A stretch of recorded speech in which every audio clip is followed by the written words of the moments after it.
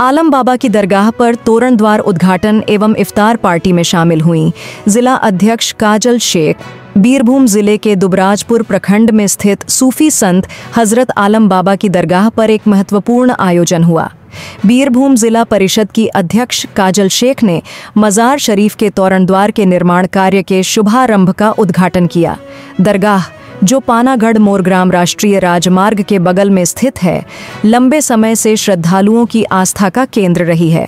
यह क्षेत्र अंडाल सैंथिया और अन्य लंबी दूरी की रेल लाइनों के निकट है।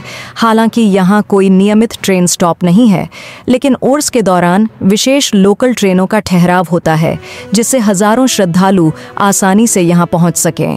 बीरभूम जिला परिषद ने 15वें वित्त आयोग के अंतर्गत 36 लाख की लागत से दरगाह के बुनियादी ढांचे के विकास की योजना बनाई है। इस परियोजना के तहत सुंदर तोरण द्वार, गेट का निर्माण, स्नान सुविधाओं का विकास, शौचालय और अन्य आवश्यक सुविधाएं शामिल हैं। दुबराजपुर नगर पालिका के चेयरमैन पीयूष पांडे ने भी मजार शरीफ के विकास में विशेष योगदान दिया है और इसे एक नई पहचान दिलाने की कोशिश कर रहे हैं। बुनियादी ढांचे के उद्घाटन के बाद इस्लामपुर के युवाओं ने दुबराजपुर नगर पालिका के वार्ड क्रमांक 1 में दरगाह पर रोजेदारों के साथ इफ्तार पार्टी का आयोजन किया। बाद में सभी ने दरगाह पर चादर चढ़ाई और विशेष दुआ मांगी। इस अवसर पर जिला अध्यक्ष काजल शेख ने कहा कि उन्होंने मुख्यमंत्री ममता बनर्जी के स्वस्थ और दीर्घायु जीवन की कामना की, जिन्होंने पूरे बंगाल में सभी समुदायों को एकजुट रखने का कार्य किया है। साथ ही युवा नेता अभिषेक बनर्जी के उज्जवल भविष्य के लिए भी शुभकामनाएं दी। जिला परिषद 15 फिनान्स থেকে 36 লক্ষ টাকা ধরা হয়েছে আলম বাবার মাজার উন্নয়নের স্বার্থে এবং এখানে একটা গেট, অজুখানা, ল্যাট্রিন বাথরুম সহ 36 লক্ষ টাকা কাজ 15 ফিনান্সে 1 মাসের মধ্যে টেন্ডার হবে এবং সেই কাজটা সম্পন্ন করা হবে। সঙ্গে সঙ্গে এখানকার যারা ইয়াং জেনারেশন, আমার যারা নবযৌবন, তাদের উদ্যোগে আলম বাবার মাজারের এখানে একটা ইফতার পার্টি আয়োজন করা হয়েছিল।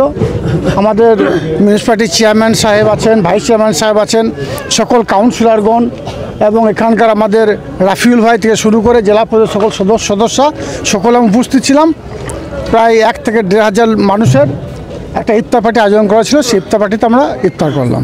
তারপরে আলম বাবার মাজারে আমরা চাদর চড়িয়েছি এবং আমাদের রাজ্যের মাননীয় মুখ্যমন্ত্রী মাননীয় মমতা বন্দ্যোপাধ্যায়, যিনি পিছিয়ে পড়া বাংলাকে এগিয়ে নিয়ে গেছেন, হিন্দু, মুসলমান, শিখ, খ্রিস্টান, ইসাই সমস্ত সম্প্রদায়ের মানুষকে এক ছাড়া রেখেছেন, তার দীর্ঘায়ু কামনা করলাম এবং সুস্বাস্থ্য কামনা করলাম। সঙ্গে সঙ্গে আমাদের যুবরাজ অভিষেক বন্দ্যোপাধ্যায়, যিনি নবীন প্রবীণকে একসঙ্গে নিয়ে চলছেন, নবীনদের দিশা দেখিয়েছেন, প্রবীণদের দিশা দেখাচ্ছেন, সেই আমাদের তৃণমূল কংগ্রেস দলের সেনাপতি অভিষেক বন্দ্যোপাধ্যায়ের দীর্ঘায়ু কামনা করলাম এবং সুস্বাস্থ্য কামনা করলাম।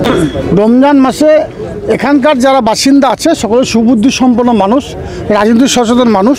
এখানকার মানুষকে এটাই বলবো, 26শে নির্বাচন আসন্ন।